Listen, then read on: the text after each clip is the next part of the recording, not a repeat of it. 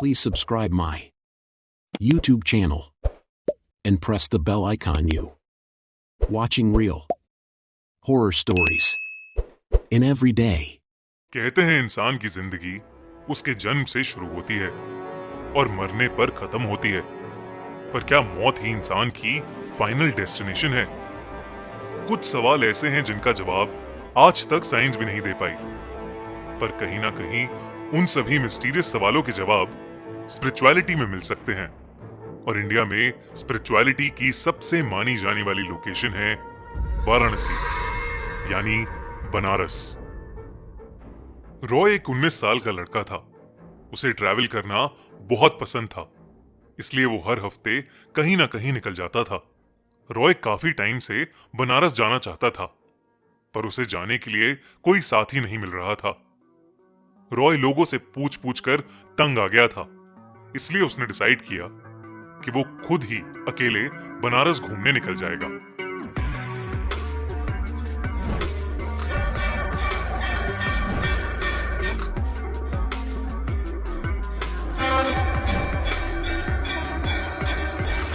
हाथ में अपना कैमरा लिए वो बनारस पहुंच गया और उस अद्भुत शहर को एक्सप्लोर करने लगा। एक दो दिन बनारस घूमने के बाद अब रॉय ने डिसाइड किया कि वो रात में मणिकर्णिका घाट जाएगा। मणिकर्णिका घाट पूरे इंडिया का सबसे फेमस शमशान घाट था। वहां दिन रात लाशें जलती थीं। दिन में वहां पर बहुत भीड़ होने की वजह से रॉय ने रात में वहां जाने का सोचा। रॉय ने जोश में ये डिसीजन तो ले लिया, पर जब वो रात को उस घाट के पास पहुंचा तो उसकी रूह कांप उठी। उसकी आंखों के सामने कई डेड बॉडीज जल रही थीं। मरे हुए लोगों को इतने करीब से देखना काफी डरावना सा था, पर रॉय ने पहले ही ये सब चीजें इंटरनेट पर पढ़ी हुई थीं। अपना दिल पक्का कर रॉय ने जैसे ही घाट पर एंट्री की, उसके पेट में जोर से दर्द हुआ, मानो उसके अंतड़ियों को कोई जोर से मसल रहा हो। कुछ सेकंड्स में उसका दर्द चला गया, पर रॉय को अपना शरीर बहुत भारी सा लगने लगा। समुंदर से तेज हवा आ रही थी, लेकिन उस तेज हवा में भी रॉय को एक अजीब सी घुटन महसूस हो रही थी। घाट पर आगे बढ़ते हुए उसे अपनी बाईं ओर एक बड़ा सा घर दिखा। उस घर की छत पर एक शेर का पुतला बना हुआ था। उस बड़े से घर में हर जगह बड़ी बड़ी लाइट्स लगी हुई थीं, पर उस घर की आउटर बाउंड्री में एक ऐसा कोना था जहां बिल्कुल अंधेरा था। आगे बढ़ने के लिए रॉय को उसी के सामने से होकर गुजरना था। रॉय ने एक गहरी सांस ली और हिम्मत जुटाकर आगे बढ़ने लगा कि तभी उसके पेट में फिर से दर्द शुरू होने लगा। इस बार वो दर्द इतना ज्यादा था कि रॉय दर्द के मारे बेहोश होकर जमीन पर गिर गया। रॉय पूरी तरह होश में नहीं था, पर वो समझ पा रहा था कि कोई उसे अपने हाथों से खींचकर जमीन पर घसीटते हुए कहीं लेकर जा रहा है। पर रॉय का शरीर बेजान सा था। ये सब समझने के बावजूद वो कुछ नहीं कर पा रहा था। कुछ देर बाद रॉय होश में आया। उसकी आंखें खुली तो उसने खुद को एक दीवार से सटा हुआ पाया। इधर उधर नजरें घुमाकर देखने पर उसे पता चला कि वो उस घर के उसी अंधेरे कोने में था जो उसे दूर से दिख रहा था। वो बहुत ज्यादा डर गया। वो जल्दबाजी में वहां से उठकर भागने लगा तो उसे अपने हाथों पर एक खिंचाव महसूस हुआ। रॉय ने सहमी नजरों से जब पीछे देखा तो उसके होश उड़ गए। रॉय का हाथ एक डेड बॉडी से बंधा हुआ था और उस बॉडी का सर गायब था। उस बॉडी का वजन इतना ज्यादा था कि रॉय उसे हिला भी नहीं पा रहा था।